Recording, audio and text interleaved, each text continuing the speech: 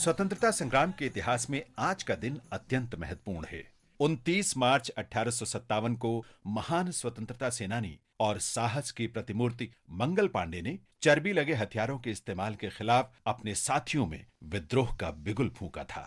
British सेना के sergeant major ने मंगल पांडे की गिरफ्तारी का आदेश दिया, लेकिन भारतीय सैनिकों ने इसे मानने से इनकार कर दिया। इसे लेकर हुई झड़प में मंगल पांडे ने सार्जेंट मेजर पर हमला कर दिया तथा उसे और एक लेफ्टिनेंट को घायल कर दिया। कमांडिंग ऑफिसर जनरल हेसे की उपस्थिति में अंग्रेज अधिकारियों और उनके सुरक्षा प्रहरियों ने मंगल पांडे को घेर लिया। मंगल पांडे समझ गए कि उनका अंत निकट आ गया है। उन्होंने अपने साथियों को मदद के लिए पुकारा, लेकिन उधर से तुरंत कोई प्रतिक्रिया न मिलने पर खुद को गोली मार ली। मंगल पांडे की चोट जानलेवा साबित नहीं हुई और उन्हें अस्पताल भेज दिया गया। मंगल पांडे को गिरफ्तार कर लिया गया और उन्हें ईश्वरी प्रसाद के साथ फांसी की सजा सुनाई गई। मंगल पांडे को 8 अप्रैल और ईश्वरी प्रसाद को 21 अप्रैल 1857 को फांसी दे दी गई। हम मंगल पांडे और ईश्वरी प्रसाद को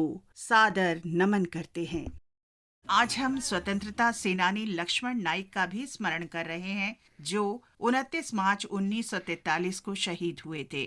उन्होंने उड़ीसा में कोरापुट जिले में स्वतंत्रता संग्राम का नेतृत्व किया था और जनजातीय समुदाय को बंधुआ मजदूरी जैसे अमानवीय चलन के खिलाफ संघर्ष के लिए एकजुट किया था। आदिवासी लोग उन्हें मलकानगिरी का गांधी कहा करते थे।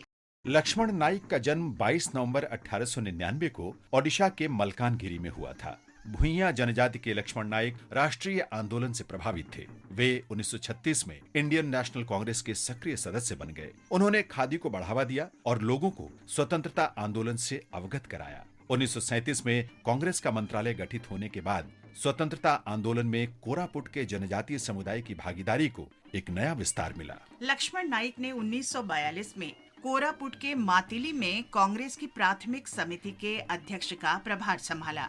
उन्होंने जनजातीय लोगों को सड़क और पुल निर्माण तथा स्कूलों की स्थापना जैसे विकास के कामों में लगाया। उन्होंने शोषण, दमन और यातना के खिलाफ संघर्ष को भी मजबूत किया।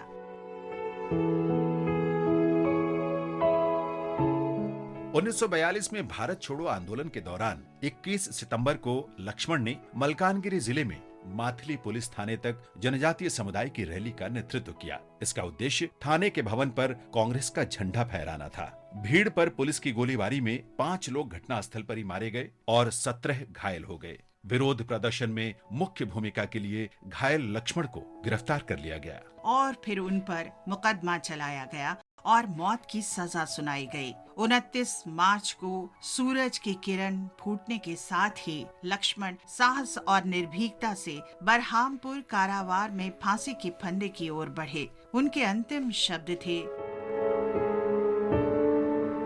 यदि सूर्य सत्य है और चंद्रमा भी, तो उतना ही बड़ा सत्य ये भी है कि भारत माँ स्वतंत्र होगी। जेल परिसर में ही लक्ष्मण नाइक का अंतिम संस्कार कर दिया गया। वे भारत माँ को स्वतंत्र होता देखने के लिए जीवित नहीं रहे, लेकिन नायकों के महानायक के रूप में भारतीयों की स्मृति में हमेशा हमेशा के लिए अमर हो गए। इस महान जनजातीय नेता और स्वतंत्रता सेनानी लक्ष्मण को हमारा शत शत नमन। आज हम शहीद अवतार मिश्र और मखदूम बख्श को भी याद कर रहे हैं। उत्तर प्रदेश के जौनपुर के इन नायकों ने 1857 में स्वतंत्रता के प्रथम संघर्ष में भाग लिया था। 20 मार्च 1858 को वे जौनपुर के सोंत में तहसीलदार के लोगों के खिलाफ लड़े। उन्हें पकड़ लिया गया और 29 मार्च को फांसी पर लटका दिया गया। स्वदेश की माटी के इन महान सपूतों को हमारा नमन।